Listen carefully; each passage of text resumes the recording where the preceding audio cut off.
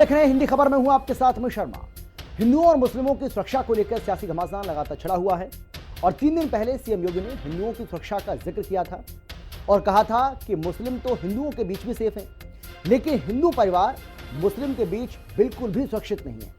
जिस पर भड़काऊ भाईजान यानी कि AIMIM चीफ असदुद्दीन ओवैसी भड़क गए हैं और कहा कि हिंदू मुस्लिम को एक दूसरे से नहीं बल्कि बीजेपी और RSS की विचारधारा से खतरा है। साथ ही ओवैसी ने यह भी धमकी दी थी कि अगर मैं जबरदस्ती सेवैयां खिलाऊं तो कैसा लगेगा। सवाल यह है कि जब सीएम योगी ने सुरक्षा की बात की तो फिर ओवैसी को इतना गुस्सा क्यों आया। हर बार ओवैसी अपने बयानों से किसको और क्यों उकसाना चाहते हैं, देखिए हिंदी खबर की ये स्पेशल रिपोर्ट। लेकिन मैं कहता हूं 100 परिवारों के बीच में एक हिंदू की बात तो दूर करिए, 100 मुस्लिम परिवारों के बीच में 50 हिंदू सुरक्षित रह सकता है क्या? नहीं रह सकता। 100 मुसलमान हैं तो 50 हिंदू सुरक्षित नहीं है, ये कौन बोल रहे हैं? योगी चीफ मिनिस्टर उत्तर प्रदेश। भारत के मुसलमानों को याद रखना होगा, वे तभी सुरक्षित है जब हिंदू सुरक्षित है, हिंदू ट्रेडिशन सुरक्षित है, उसी के साथ उनकी भी सुरक्षा है। इस भारत के आईन को अगर किसी से खतरा है तो RSS, उसकी आइडियोलॉजी, योगी और मोदी से खतरा है।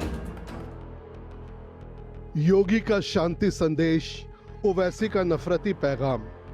हिंदुओं के बीच मुस्लिम सेफ, भाईजान कराना चाहते क्लेश। हमको मुसलमानों को हिंदुओं से, हिंदू को मुसलमान से नहीं है खतरा, इनकी आइडियोलॉजी से खतरा है। सीएम योगी ने दिखाया आईना, ओवैसी को आया गुस्सा। होली वर्सेस सेवई, ओवैसी की नई धमकी। नहीं तो सेविया खाना, अरे मैं शुगर का पेशेंट, नहीं तो खाना, मुंह खोल। वक्फ के बहाने भाईजान फिर चले मुस्लिम भड़काने। उत्तर प्रदेश के मुख्यमंत्री योगी आदित्यनाथ का अंदाज सबसे अलग है। चाहे संभल का मुद्दा हो, मथुरा काशी का मसला हो या फिर औरंगजेब और राणा सांगा विवाद हो, बिना लाग लपेट के वो अपने दिल की बात कह देते हैं। हाल ही में उन्होंने एक इंटरव्यू के जरिए हर विवादित मुद्दे पर खुलकर अपनी बात रखी और कहा कि यूपी में मुसलमान सबसे ज्यादा सुरक्षित हैं, लेकिन मुसलमानों के बीच हिंदू सुरक्षित नहीं रह सकते। हमेशा की तरह इस बार योगी के इस बयान से सबसे ज्यादा मिर्ची भड़काऊ भाईजान यानी AIMIM चीफ असदुद्दीन ओवैसी को लगी। हैदराबाद के फतेह दरवाजा में आयोजित एक कार्यक्रम में ओवैसी ने कहा कि भारत में न हिंदुओं को मुसलमानों से और न मुसलमानों को हिंदुओं से खतरा है। सवाल यह है कि सुरक्षा के सवाल पर आखिर ओवैसी को क्यों गुस्सा आया। आपको पहले योगी का मुस्लिमों की सुरक्षा वाला बयान और फिर उस पर ओवैसी ने क्या कहा वो सुनाते हैं। 100 हिंदू परिवारों के बीच में एक मुस्लिम परिवार सबसे सुरक्षित रहता है। उसको इसके पर्व और त्योहारों को, उसको अपने सभी मजहबी कर्मों को करने के लिए, या जिस मत और मजहब या संप्रदाय या सेक्ट का अनुयायी होगा उसको उस परंपरा के अनुसार अपने सारे धार्मिक मान्यताओं या उपासना विधि को पूरी स्वतंत्रता होती है।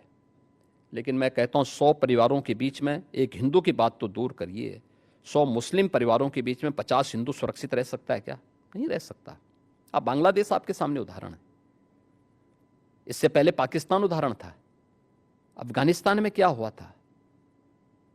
ये चीजें दिखाती हैं और होशियारी यही है कि कहीं धुआं उड़ रहा हो या किसी को ठोकर लग रही हो तो हमें ठोकर लगे इससे पहले हम संभल जाएं।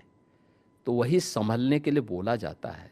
हम योगी आदित्यनाथ को ये बोलना चाह रहे हैं, भारत में ना हिंदुओं को मुसलमानों से खतरा है, ना मुसलमानों को हिंदुओं से खतरा है। भारत में अगर हिंदू, मुसलमान, सिख, ईसाई को, इस भारत के आईन को अगर किसी से खतरा है तो RSS, उसकी आइडियोलॉजी, योगी और मोदी से खतरा है।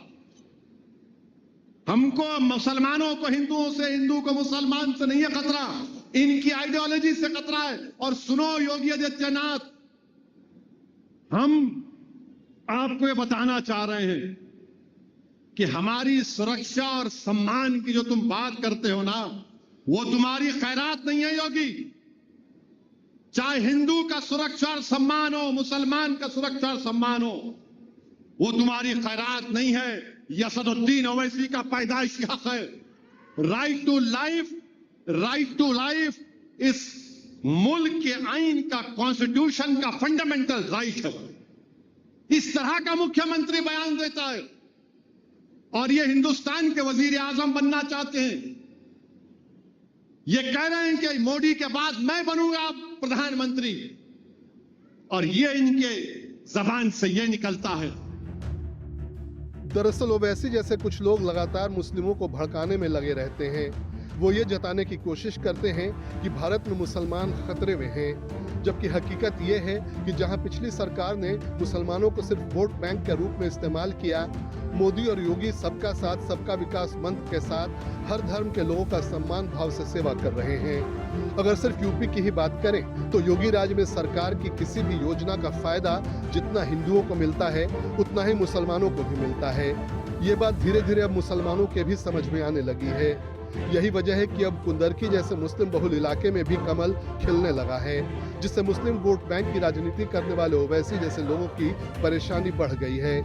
ऐसे में वो मोदी योगी के खिलाफ भड़काकर मुसलमानों के अंदर ये डर पैदा करने की कोशिश कर रहे हैं कि मुसलमान खतरे में हैं। यही सवाल जब यूपी के मुख्यमंत्री योगी आदित्यनाथ से इंटरव्यू के दौरान पूछा गया तो उन्होंने कहा कि मुस्लिम नहीं बल्कि वोट बैंक राजनीतिक खतरे में है। योगी ने यह भी कहा कि मुसलमान तभी सुरक्षित है जब हिंदू सुरक्षित हैं, और हिंदू मान्यताएं सुरक्षित हैं, उन्हीं के साथ उनकी सुरक्षा भी निहित है। इस पर ओवैसी को अपना गोलीकांड याद आने लगा। मुसलमान इससे खतरे में नहीं है, इनकी वोट बैंक की राजनीति खतरे में है। जिस दिन अपने पूर्वजों को भारतीय मुसलमान समझ जाएगा, इन सब के बोरिया बिस्तर बन जाएंगे।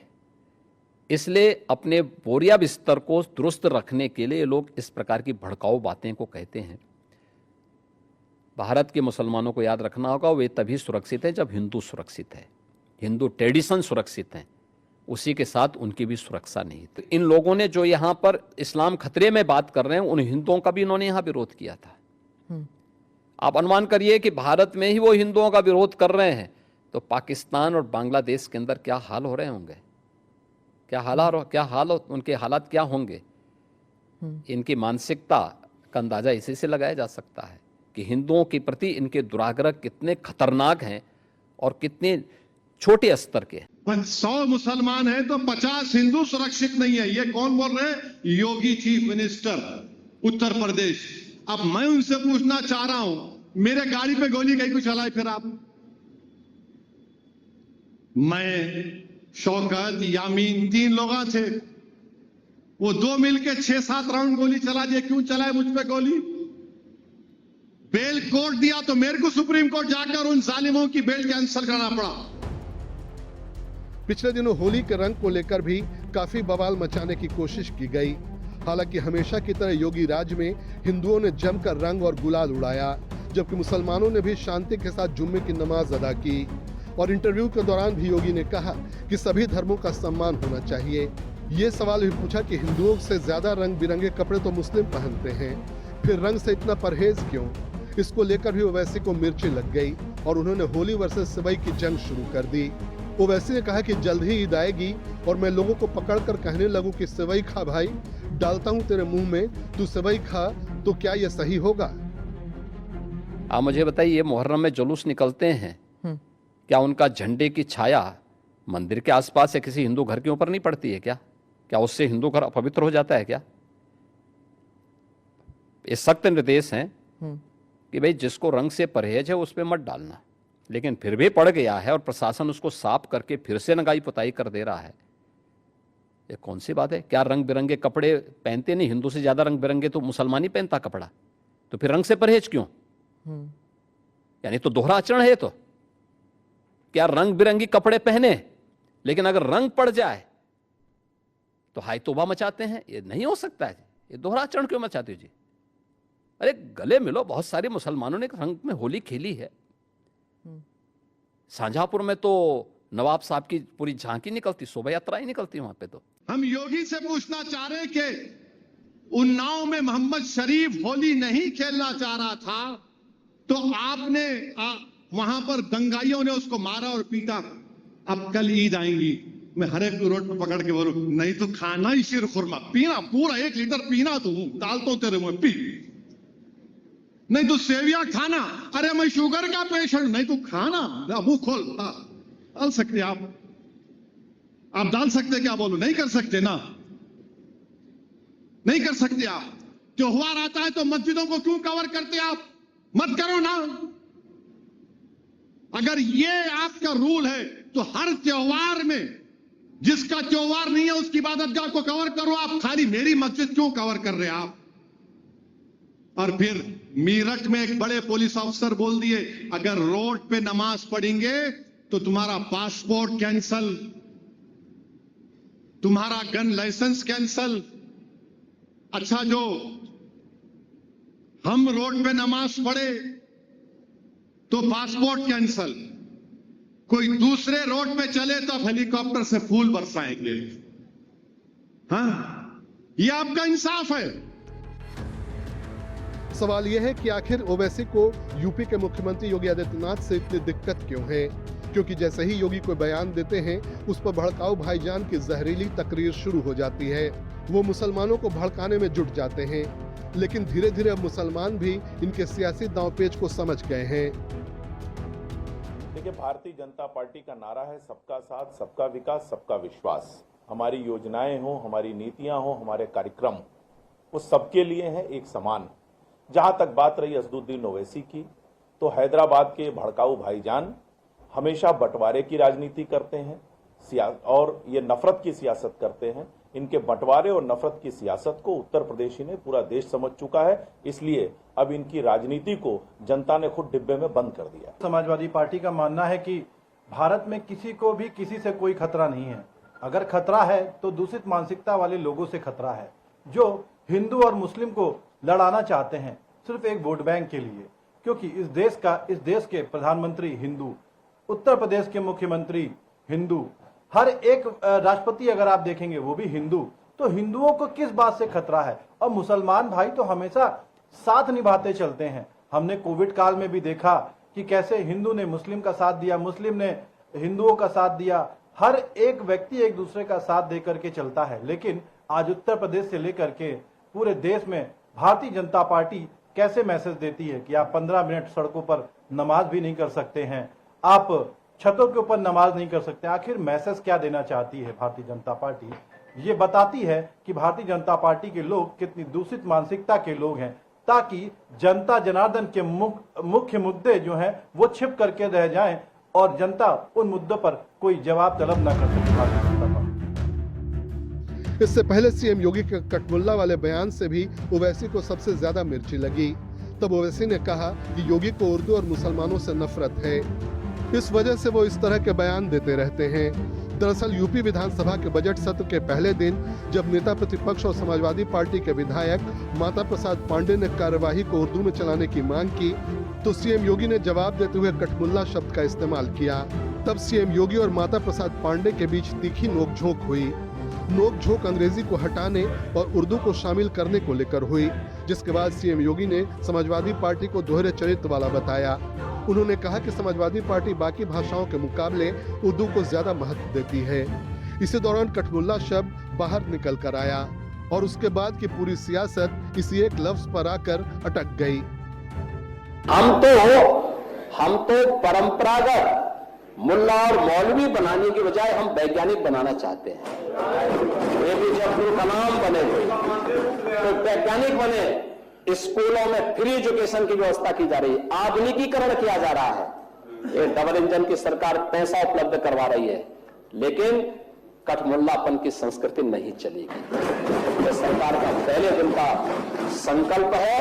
हम हर बच्चे के साथ, वह ईश्वर की सर्वश्रेष्ठ कृति है, कोई भेदभाव नहीं, उत्तम शिक्षा मिले, अच्छी शिक्षा मिले, आधुनिक शिक्षा मिले, बिना भेदभाव के मिले।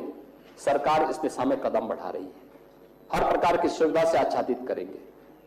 लेकिन हमें केवल मुल्ला और मौलवी, जिसको केवल मजहबी शिक्षा लेनी है, वे वहां तक जाएं।